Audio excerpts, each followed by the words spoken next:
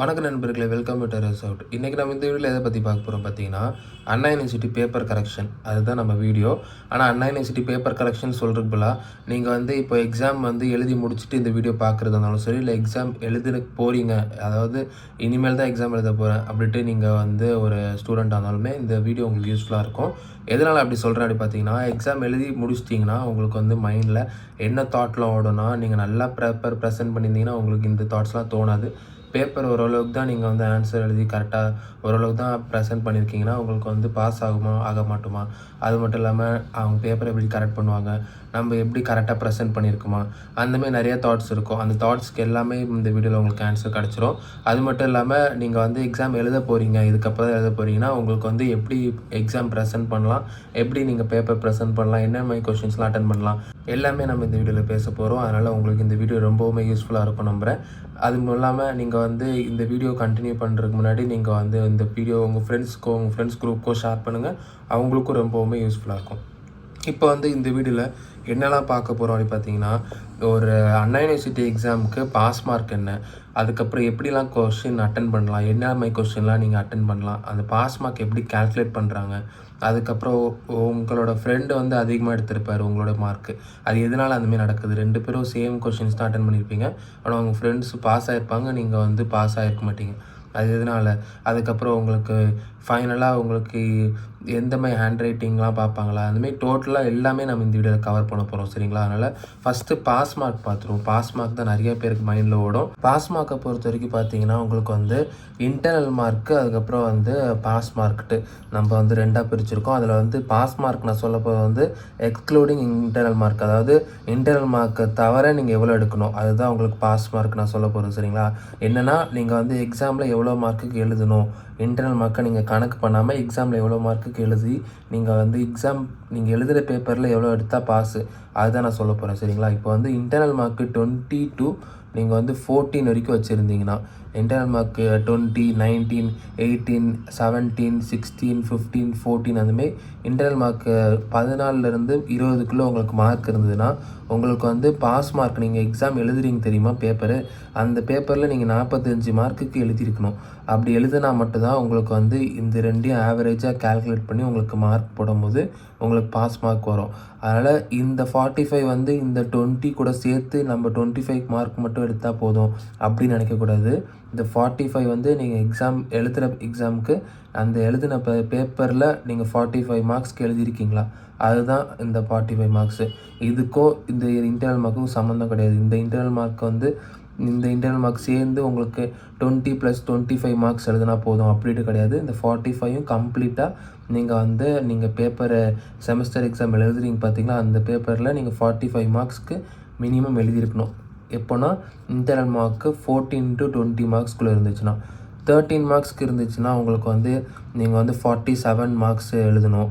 12 மார்க்ஸ்க்கு இருந்ததுன்னா நீங்கள் 48 மார்க்ஸ்க்கு எழுதணும். அதுமாதிரி குறைஞ்சிட்டே வரும். அதுமாதிரி 10 மார்க்ஸ்னால் உங்களுக்கு 49 மார்க்ஸு, 11 மார்க்ஸ்னால் 49, அப்புறம் 10 மார்க்ஸ்னால் 50 மார்க்ஸ்க்கு எழுதணும். மோஸ்ட்டாக நிறையா காலேஜஸில் 10க்கு கீழே போட மாட்டாங்க. ரொம்ப ஒர்ஸ்ட்டு ஸ்டூடெண்ட்டு எதுவுமே கேட்க மாட்டாங்க, அந்தமாரி நிலமையில தான் 10 போடுவாங்க. அதுக்கு கீழே 9, 8லாம் இது வரைக்கும் நான் பார்த்ததில்ல. அதனால் தான் அதுக்கு கீழெலாம் கொடுக்கல. அதுக்கு கீழெலாம் கொடுத்தீங்கன்னா உங்களுக்கு அப்படியே இன்க்ரீஸ் ஆகிட்டே தான் போகும் நீங்கள் பாஸ் மார்க், நீங்கள் எக்ஸாமில் எழுத வேண்டிய மார்க்கு. அதனால் மோஸ்ட்டாக நான் 10 வரைக்கும் போட்டிருக்கேன். 10 எடுத்திங்கன்னா இன்டர்னல் மார்க் 10 இருந்ததுன்னா நீங்கள் பாஸ் மார்க் எக்ஸாம் பேப்பரில் எழுதுகிற மார்க் 50 மார்க்ஸ்க்கு மினிமம் இருக்கணும். அப்போ தான் உங்களுக்கு பாஸ் ஆக முடியும். சரிங்களா? அதனால் மோஸ்ட் ஆஃப் த காலேஜஸ் இந்த 14 to 20க்குள்ளே தான் நிறையா ஸ்டூடெண்ட்ஸ் இருப்பீங்க இன்டர்னல் மார்க்கு. அதனால் 45 மார்க்ஸு நீங்கள் பேப்பர் எழுதியிருக்கணும். அதாவது எக்ஸாம் பேப்பரில் நீங்கள் 45 மார்க்ஸ்க்கு எழுதியிருக்கணும், எக்ஸ்க்ளூடிங் இன்டர்னல் மார்க். அதனால தான் தெளிவாக எழுதியிருக்கேன். இந்த இன்டர்னல் மார்க்கை சேர்த்து 45 நான் சொல்ல, 45 மார்க்ஸ்னால் 45 மார்க்ஸ் நீங்கள் அந்த பேப்பரில் 45 மார்க்ஸ் இருக்கணும். சரிங்களா? நீங்கள் செமஸ்டர் எக்ஸாம் எழுதுகிற பேப்பரில் 45 மார்க்ஸ் இருக்கணும். திருப்பி சொல்கிறேன், அதனால் தெளிவாக. நெக்ஸ்ட்டு நிறையா ஸ்டூடெண்ட்ஸ் பண்ணுற முக்கியமான தப்பு என்னென்னா, இம்பார்ட்டன்ஸ் ஆஃப் 2 மார்க்ஸு. 2 மார்க்ஸ் ஒரு பெரிய இதாகவே மதிக்கிறது இல்லை. 2 மார்க்ஸ் தானே நம்ம இஷ்டத்துக்கு எழுதலாம், 2 மார்க்ஸை படிக்கிறதும் கிடையாது. 2 மார்க்ஸ் ரொம்ப கேர்லெஸ்ஸாக விட்றீங்க. இந்த கேர்லெஸ்னால என்ன தப்பு நடக்கும் பார்த்தீங்கன்னா, இப்போ ஒரு அண்ணா யூனிவர்சிட்டி பேப்பர் கரெக்ட் பண்ணுறாங்கன்னா, யூஜி பேப்பர் கரெக்ட் பண்ண வராங்கன்னா அவங்களுக்கு ஒரு செட்டுக்கு 25 பேப்பர்ஸ் தருவாங்க. இதே இது பிஜிக்கு வந்து 20 பேப்பர்ஸ் தருவாங்க. அதாவது ஆன்சர் ஷீட்டு 20 கொடுப்பாங்க சரிங்களா. அதுமாரி 25 பேப்பர்ஸ் கரெக்ட் பண்ணும்போது நீங்கள் வந்து இப்போது உங்களோட காலேஜ் டீச்சரோ இல்லை நீங்கள் உங்கள் காலேஜ்குள்ளே இன்டர்னல் எக்ஸாமுக்கெலாம் உங்களுக்கு பேப்பர் கரெக்ட் பண்ணும்போது உங்கள் காலேஜ் டீச்சர் தான் கரெக்ட் பண்ணுவாங்க. அப்போ வந்து இந்த ஸ்டூடெண்ட் வந்து நல்லா படிப்பாங்கட்டு அந்த மைண்ட் செட்லேயே வந்து கரெக்ட் பண்ணும்போது உங்களுக்கு மார்க் கிடைக்கும். ஆனால் அண்ணா யூனிவர்சிட்டி எக்ஸாம்ஸ் அப்படி கிடையாது. உங்களோட பேப்பரை வேறு யாரோ கரெக்ட் பண்ண போகிறாங்க. அவங்களுக்கு நீங்கள் யாரு கூட தெரியாது. அந்தமாரி நேரத்தில் உங்கள் பேப்பரோட ப்ரெசன்டேஷனும் உங்களோட பேப்பரோட ஆன்சர்ஸ் தான் பேசும். எப்படி சொல்கிறேன் பார்த்தீங்கன்னா, நீங்கள் தெரிஞ்ச கொஷின்ஸ்லாம் ஃபஸ்ட்டு எழுதுவீங்க. ஆனால் வந்து பேப்பரை பொறுத்த வரைக்கும் அண்ணா யூனிவர்சிட்டி பேப்பரை பொறுத்த வரைக்கும் ஃபஸ்ட்டு 2 மார்க்ஸ் தான் உங்களுக்கு நம்பர் போட்டு வச்சுருப்பாங்க. அப்போ 2 மார்க்ஸ் தான் நீங்கள் எழுதுகிற மாரி வரும். ஃபஸ்ட்டு பேப்பர் கரெக்ட் பண்ணுறவங்க 2 மார்க்ஸ் தான் பார்ப்பாங்க. அந்தமாரி 2 மார்க்ஸ் பார்க்கும்போது நீங்கள் எல்லாமே மோஸ்ட் ஆஃப் த ஸ்டூடெண்ட்ஸு அதாவது 70% to 80% ஆஃப் ஸ்டூடெண்ட்ஸு 2 மார்க்ஸ் படிக்கிறதே கிடையாது. அந்தமாரி இருக்கும்போது 2 மார்க்ஸ் படிக்காமல் போய் உட்காரும்போது நீங்கள் வந்து 2 மார்க்ஸ் ஏதோ ஒன்று எழுதியிருப்பீங்க. அப்போ என்ன ஆகும், நீங்கள் வந்து 2 மார்க்ஸு அந்த பேப்பர் கரெக்ட் பண்ணுறவங்க வந்து 2 மார்க்ஸ் வச்சு உங்களோட கெப்பாசிட்டியை கணக்கு போட்டுருவாங்க. ஓகே, இது வந்து ரொம்ப படிக்கக்கூடிய ஸ்டூடெண்ட் கிடையாது அப்படின்ட்டு. 2 மார்க்ஸ் நல்லா பண்ணியிருந்தா நீங்கள் வந்து ஓகே 2 மார்க்ஸே நல்லா பண்ணியிருக்காங்கன்னா ஓகே ஃபர்தராக பார்ட் பி கொஷின்ஸ்லாம் நல்லா பண்ணியிருப்பாங்க அப்படின்ட்டு ஒரு அபிப்பிராயம் வரும். அதுதான் நான் சொல்கிறேன். அதாவது 2 மார்க்ஸு இம்பார்ட்டன்ஸ் கொடுக்குறதே கிடையாது. அந்த 2 மார்க்ஸ் இம்பார்ட்டன்ட் ஃபஸ்ட்டு கொடுக்கணும். நீங்கள் 2 மார்க்ஸ் தானே அப்படின்ட்டு விட்றாங்க. 2 மார்க்ஸு உங்களுக்கு வந்து 20 மார்க்ஸ் கொடுக்கும். அதுமாரி உங்களுக்கு 2 மார்க்ஸ் வந்து நல்லா நீட்டாக ப்ரெசென்ட் பண்ணால் தான் அதை பேப்பர் கரெக்ட் பண்ணுறவங்களும் 2 மார்க்ஸ் ஃபஸ்ட்டு அவங்க கண்ணில் படுறது 2 மார்க்ஸ் தான். அதை நீட்டாகவும் ப்ரெசென்ட் பண்ணணும். எப்படி நீட்டாக ப்ரெசென்ட் பண்ணணுன்னா, ஒரு டெஃபினேஷன் கேட்குறாங்கன்னா அந்த டெஃபினேஷனோட டாபிக் வந்து பிளாக் பெனில் ப்ரெசென்ட் பண்ணுங்கள். டெஃபினேஷன் ஆன்சர் வந்து ப்ளூ பெனில் எழுதுங்க. அதுக்கப்புறம் வந்து இன்பிட்வீன் ஒரு ஆன்சருக்கும் இன்பிட்வீன் லைன் போடுங்க ஸ்கேல் பென்சில் வச்சு சரிங்களா. இதெல்லாம் கொஞ்சம் டைம் டேக்கிங் ப்ராசஸ் தான். இதெல்லாம் நீங்கள் வந்து உங்களோட இன்டர்னல் எக்ஸாம்ஸில் நீங்கள் இதெல்லாம் ப்ராக்டிஸ் பண்ணிங்கன்னா உங்களுக்கு வந்து ஸ்பீடாகும் சரிங்களா. அதுதான் நான் சொல்ல வர்றது. இந்தமாரி 2 மார்க்ஸே நீட்டாக ப்ரெசென்ட் பண்ண ஆரம்பிக்கணும். அதுமாரி நல்லா கரெக்டாக எழுதணும். நீங்கள் வந்து 2 மார்க்ஸ் உங்கள் கதை அடிச்சு விட்றது, அதுக்கப்புறம் உங்கள் ஏதோ பேப்பர் ஃபில் பண்ணணுன்ட்டு பேருக்கு ஃபில் பண்ணுறது அந்த மாதிரிலாம் இருக்கக்கூடாது. அதான் இம்பார்ட்டன்ஸ் ஆஃப் 2 மார்க்ஸ் ரொம்ப மஸ்ட்டு நான் சொல்ல வரேன். அதுக்கப்புறம் வந்து நிறையா ஸ்டூடெண்ட்ஸ் கேட்குறது, அதாவது என் ஃப்ரெண்டு அதிக மார்க் எடுத்திருக்கான் ஆனால் நாங்கள் 2 பேரும் சேமாக தான் எழுதணும் அப்படின்ட்டு சொல்லுவீங்க. இது எப்படி நடக்கும் அப்படி பார்த்தீங்கன்னா, நான் ஏற்கனவே சொன்ன மாதிரி உங்கள் ஃப்ரெண்டு வந்து ஃபஸ்ட்டு தெரிஞ்ச கொஷின்ஸ்லாம் எழுதியிருப்பாங்க. ஆனால் நீங்கள் வந்து கொஸ்டின் பேப்பரில் அப்படியே வரிசையாக இப்போ 2 மார்க்ஸ்க்கு அப்புறம் பார்ட் பியில் 11, 12, 13, 14 அந்த கொஷின்ஸ்லாம் அப்படியே வரிசையாக எழுதிருவீங்க. 11th கொஷின் தெரியாமல் இருந்தால் அது ஏதோ எழுதியிருப்பீங்க. 12th கொஷின் நல்லா தெரியும், அதை வந்து நல்லா எழுதி வைப்பீங்க. ஆனால் பேப்பர் கரெக்ட் பண்ணுறவங்க என்ன பண்ணுவாங்க, 11th கொஷினே சுமாராக தான் இருக்குது, ஏதோ ஒரு கதை எழுதியிருக்கீங்கன்னு வச்சுக்கோங்களேன். அந்தமாரி இருந்தீங்கன்னா இந்த பையன் ஒழுங்காக எழுதியிருக்க மாட்டான் ஃபர்தர் கொஸ்டின் அப்படின்னு சொல்லிட்டு அந்த ஒரு மைண்ட் செட்டில் பேப்பர் கரெக்ட் பண்ணும்போது உங்களுக்கு மார்க் அவ்வளோவா வராது. இது உங்கள் ஃப்ரெண்டு எப்படி பேப்பர் ப்ரெசென்ட் பண்ணியிருப்பாங்கன்னா, ஃபஸ்ட்டு தெரிஞ்ச கொஸ்டின்லாம் எழுதியிருப்பாங்க. இப்போ வந்து 15th கொஸ்டின் நல்லா தெரியும், 13th கொஸ்டின் நல்லா தெரியும், அதுக்கப்புறம் தான் உங்களுக்கு 11th கொஸ்டின் 12th கொஸ்டின்லாம் உங்களுக்கு சுமாராக தெரியும். அதெல்லாம் லாஸ்ட்டாக எழுதிட்டு நல்லா தெரிகிற கொஸ்டின்லாம் ஃபஸ்ட்டு எழுதுவாங்க. அந்தமாதிரி இருக்கும்போது ஓகே இந்த பையன் நல்லா படிக்கிற பையன் போல் அப்படின்ட்டு ஒரு தாட் ப்ராசஸில் பேப்பர் கரெக்ட் பண்ணுறவங்க நல்லா கரெக்டாக உங்களுக்கு நல்ல மார்க் ஸ்கோர் ஆகும். உங்களோட ஜென்ரலான ஒரு மென்டாலிட்டி தான். அதாவது ஃபஸ்ட்டு நல்லா எல்லாம் கரெக்டாக இருக்கிறத பார்த்துட்டா ஃபர்தராக இருக்கிறதும் கரெக்டாக தான் இருக்கும் அப்படின்ட்டு ஒரு மென்டாலிட்டிக்கு வந்துடுவாங்க.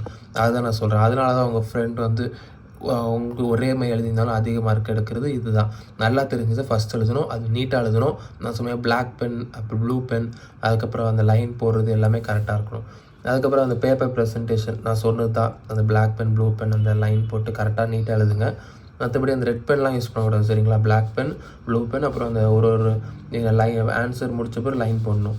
அதுக்கப்புறம் வந்து டைப் ஆஃப் கொஸ்டின் செலெக்ஷன், அதாவது நான் எப்போவுமே எல்லா வீடியோ நம்ம இம்பார்ட்டன்ட் கொஸ்டின் வீடியோலாம் நீங்கள் ஃபாலோ பண்ணுறதா இருந்தால் நான் சொல்லியிருப்பேன். அதாவது ஒரு தியரி கொஸ்டின் ஒரு ப்ராப்ளமேட்டிக் கொஸ்டின் இருக்குன்னா நீங்கள் ப்ராப்ளமேட்டிக் கொஸ்டின் தான் சூஸ் பண்ணணும் அப்படின்ட்டு சொல்லியிருப்பேன்.